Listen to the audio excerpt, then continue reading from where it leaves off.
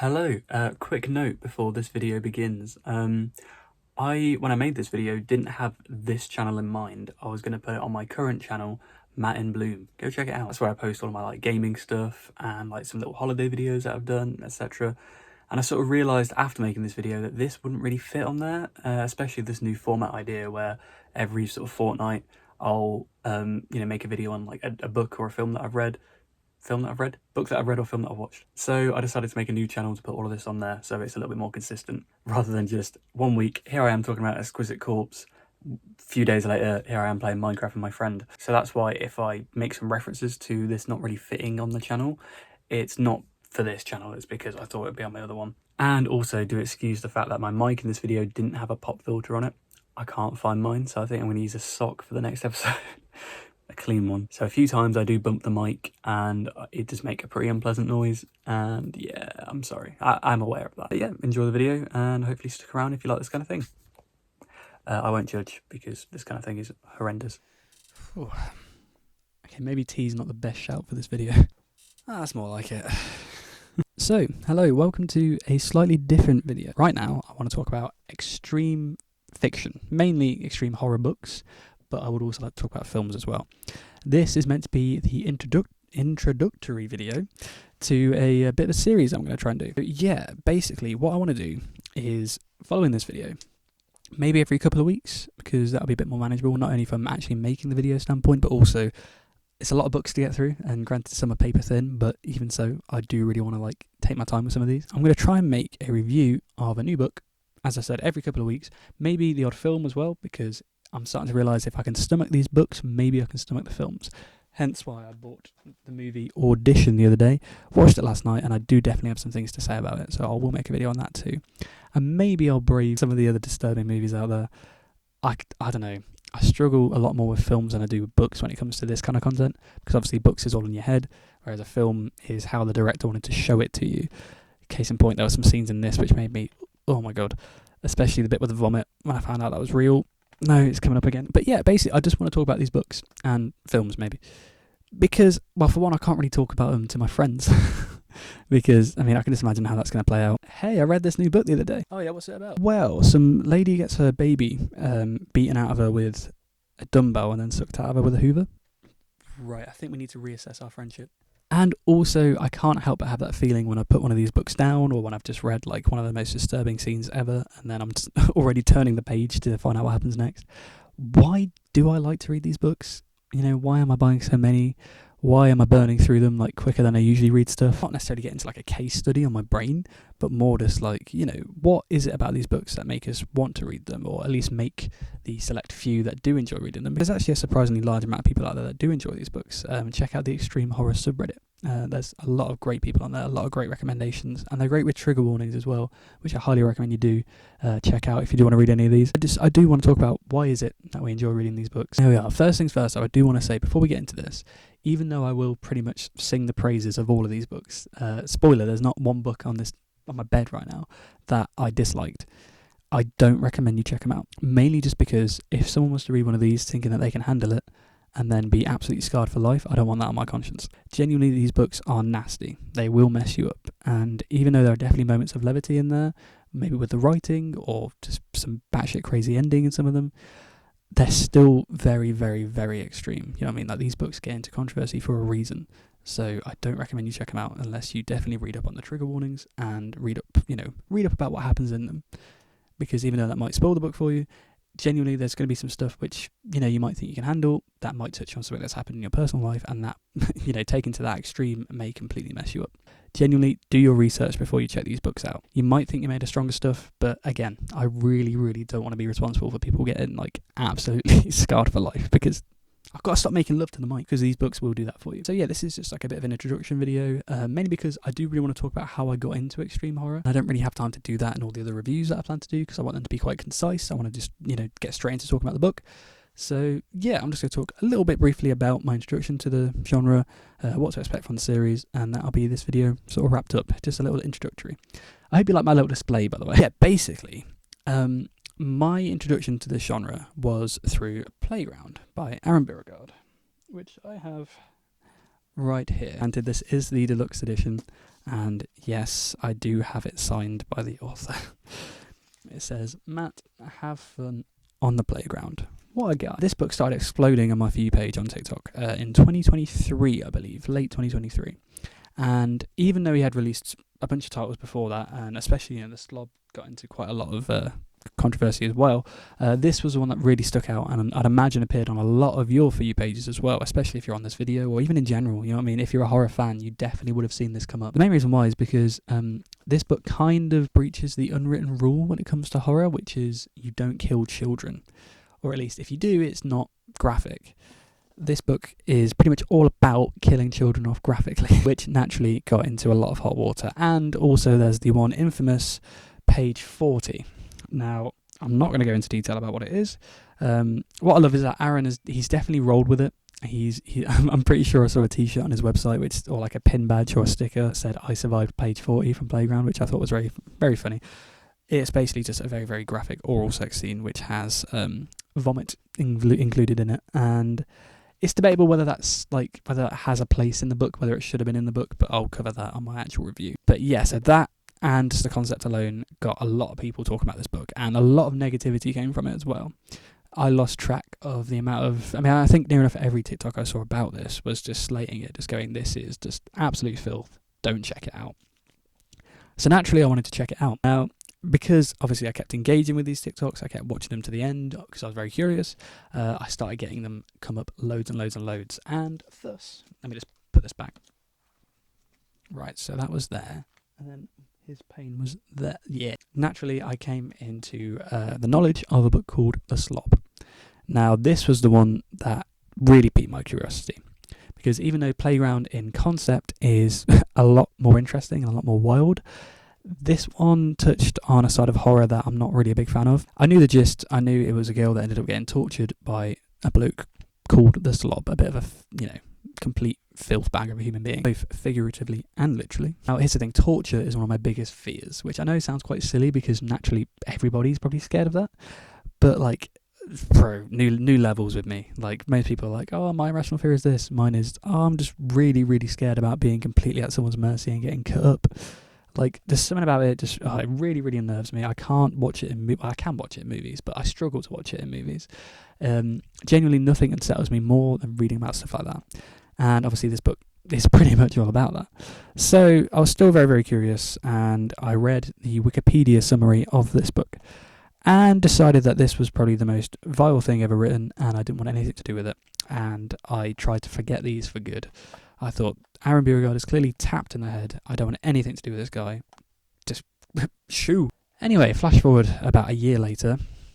I'm in a bit of a reading slump. Most of the horror books I've been reading lately I've found kind of underwhelming, and Playground starts appearing on my For You page a lot more now, and I think that might be because he released the deluxe edition, and even in the back of that book he teases the prequel, Child of Divorce, which I believe is actually out now, or is coming out now soon, and that obviously would have drummed up a lot more attention to it again. And I don't know, it was almost like fate, around the same time that I found my Kindle, I started having Beauregard come up again, and it piqued my curiosity again because I'd actually forgotten the summary of this book that I read the year before. I just remember it completely disturbing me. I found myself searching up The Slob on Kindle, found it on there for £1.60 something, and genuinely, if it was like £10, I wouldn't have read it. I wouldn't have, I knew it was only a short book, and I knew I probably wouldn't like it, so I thought there's no way I'm spending that much money on it. But because it was only that much, and because I was just really, really curious, and it was eating me away, I just had to know, what about this book made it so absolutely disgusting that had everybody slating it online. I ended up buying it, and I ended up devouring it in 2 days and really enjoying it. Now, I do want to give a little bit of an idea, which I'll definitely touch on when it comes to reviewing these books individually, but the main reason that sold me on this book is, sure, it is absolutely disgusting. It's one of the most graphic things I've ever read. And it's it's very hateful. Granted, there's quite a lot of optimism with the main character. I actually really liked Vera in this book, the main character, but even so, it's a very, very nasty book. The main thing that sold me was when I actually got to the disturbing stuff, about 40 or so pages in. Yeah, about 40 pages in, and read easily one of the most disturbing scenes I've ever come across in fiction whatsoever. Full stop. I looked over and realised I still had about this much left of the book, And there was just something so intangibly addicting about that feeling of, thinking that if you'd read this in any other book, that would have been the peak of it. Knowing that there was still so much more of the book left, it teased that more is going to come and potentially could top what I've just read, which, at that moment was the worst thing I'd ever read ever. So it just gave me that feeling, that rush of like, I don't know what to expect. And I know full well that as I read on, it's probably going to disturb me even more. And yeah, there was just something so exciting about that. I was actually feeling something reading horror again, because I'm not just sat there thinking like, oh, you could have done so much more with that. I'm now thinking you've probably done too much. And there was just something so refreshing. Like Aaron has a bit of a tagline. I'm pretty sure it's on one of the stickers I have. That's like horror without bounds or something like that. And I feel like that really sums it up in the best way. That, yeah, these books have no limits. And there is just something so terrifying about that. And also fun, because a lot of people take issue with Aaron's writing. From what I've read on the Extreme Horror subreddit anyway, a lot of people don't like how wordy he is, and that's fair. There are definitely times where it comes across like he's a little bit too assured of his own genius, in that he'll, like how you'd pad an essay out to reach the word count. He uses a lot of words, and he could have just got to the point in a quicker way. And also he uses a lot of alliterations that kind of feel a little bit silly and out of place. Like, this isn't word for word, this isn't verbatim, but I know that there's a part where Vera goes upstairs and on a rug, some lady has just completely come apart. And I'm pretty sure she's described as like some sort of girly gumbo or gory gumbo or something like that, which to a lot of people would put them off. But I feel like that really has a place in a book like this. It just shows to me that Aaron's aware of what he's writing and he's willing to be kind of self-aware about it. Hell, even after Vera loses her child in one of the most harrowing, disgusting ways I've ever read, she then starts imagining what she would have done with her child had it lived, but instead of imagining her child as a fully grown baby, she's imagining the mush that it got turned into.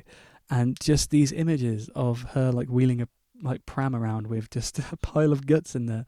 It's absolutely horrible, but that kind of self-awareness definitely takes the sting out of it a little bit in the best way. Not that it devalues what's going on, but more like, not like a Marvel joke where, there's a really serious scene and then suddenly Chris Pratt comes in and goes, "Whoa!" More like it offers that kind of peace of mind that you need when you read books like this. Otherwise you will just become a shell of a human. It offers that kind of, Aaron is clearly aware of what he's writing. He knows it's really messed up and he's still kind of darkly self-aware with it. He can be kind of darkly funny with it. And that goes to show in the ending of this book as well. I know I'm spending a lot of time talking about this book, but this was like baby's first splatterpunk book. I kind of need to talk about this one. It kicked off my obsession. The ending of this book is absurd. I know a lot of people don't like it, and that's fair. But I really like the fact that it just goes so batshit crazy at the end, because again, it just reaffirms that this isn't real. It couldn't happen.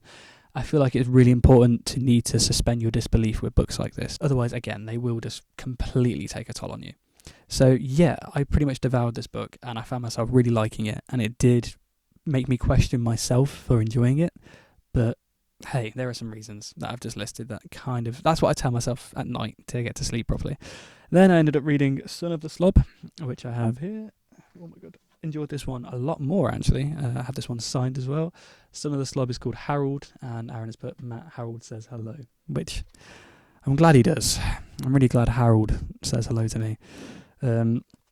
Yeah, this book I thought was a lot better. I'll definitely save a lot of this waffle for the review. But yeah, I feel like it expanded the story a lot more, added a lot more substance, was great. I then read Playground and really enjoyed that as well. And what I really liked about that one is, again, from the get-go, the concept is completely wacky. So even though the violence towards the children is very harrowing, you again know that this couldn't happen, And I really liked how Aaron actually wrote the kids. He wrote them as all pretty intelligent. And, I'd argue some of them are more intelligent than most horror movie characters nowadays. And they all seem like separate people. They all seemed, very, very developed and fleshed out. So when they started dying, the horror doesn't just come from the fact that they're a kid, but also the fact that you actually kind of had a bit of an allegiance with this character. Really loved that. And then I just started moving on. And if you can't tell, I've gone on a bit of an obsessive... I've got more books on my shelf as well. I've got plenty on there. I've just started working my way through the genre. Beauregard was definitely the best place for me to start, I think. He definitely threw me in at the deep end a little bit. Sure, there were definitely more disturbing books in the genre. Playground and The Slob and that aren't necessarily like very much at the deep end. Just imagine, like, do you know how a deep end is like a ramp? Say that's the very bottom. They're about there. So it's still a pretty good taster. And yeah, it just gave me an insight into the fun that you can have with the genre as well. You can take absolutely batshit crazy concepts and just go completely without limits. And it creates something that not only does really get under your skin more than, for me at least, a lot of new horror, because a lot of it I feel is just a bit stripped back and stuff like that. Like these just go balls to the wall crazy. And while that definitely shouldn't be the standard for horror in general, like I definitely agree that sometimes with horror less is more. A lot of the time less is more. Like not explicitly describing or showing something, a lot of the fear in that comes from the implication, like with a lot of H.P. Lovecraft stuff. I do kind of like that this little subgenre, not just splatterpunk, but also like just extreme fiction in general, like Exquisite Corpse. I can't look out for that review. I love this book. I can't wait to talk about it. It definitely does offer up a lot more. Confined to this sort of corner of literature, I made my bed here, and I really, really can't wait to stay. There's so many just great books that come out of this, like His Pain, for example, on the topic of concepts. Like that is just such an amazing concept that I feel like would not suffice if you had to tone back a lot with the violence. It helps that it's very gratuitous. Yeah, I really, really like this genre, and I can't wait to talk about some of these books. So yeah, that was a bit of a mini review of The Slob and an introduction as to why I really like these books. They are all absolutely disgusting and harrowing, and I do think about why I like these books numerous times, because they are just very extreme. They are very horrible. But I do feel like the community as well are just really, really cool people. There are definitely some extreme horror authors who you want to stay away from. Again, check out the extreme horror subreddit for that. Some of them are terrible people, and I hate the fact that that kind of speaks for the genre in some places. Some people might think, well, if they're that much of a deplorable human being in the first place, and that's the fiction they write, then shouldn't that apply to everybody? But it definitely doesn't. Hell, authors like Beauregard donate to a lot of charities and stuff. They're actually really, really great people. You just have to know which ones to look out for. And if you do want to check any of these out, again, make sure you check the trigger warnings. I can't stress that enough. Genuinely, these books are nasty. They will fuck you up. You've been warned. That was my experience starting off with extreme horror, and yeah, every couple of weeks I'm going to make a new review on a new book and talk about my thoughts, maybe do like a little ranking of a bunch of them, like a little tier list if you'd be interested. Yeah, and hopefully if you're into the same kind of stuff, this creates a little bit of a safe space to talk about it, where you're not going to be judged. You're not going to be told you're an insane human being for liking this stuff. I'm looking at you guys at work. So yeah, thanks for listening to me waffle for a little bit. Thanks for listening to my sort of introduction and talking about my, invitation to extreme horror through Beauregard. And yeah, please let me know what books you want me to check out. I've got The Bug Collector by Rath James White coming in the post today, I believe, actually, to go along with His Pain. I've already read His Pain. Absolutely loved it. Great book. But yeah, I absolutely do want to keep buying them in. I want to keep reading them. And I'm just really excited that horror is making me feel something again. So yeah, that's the end of this video. Let me know what films and or books to read and watch for me to talk about if you'll be interested in watching them. Right, see you later. I'm off to get battered and read The Son of the Slob. There's nothing in it. I had it the other night. Oh, do you know when you got that musky like aftertaste?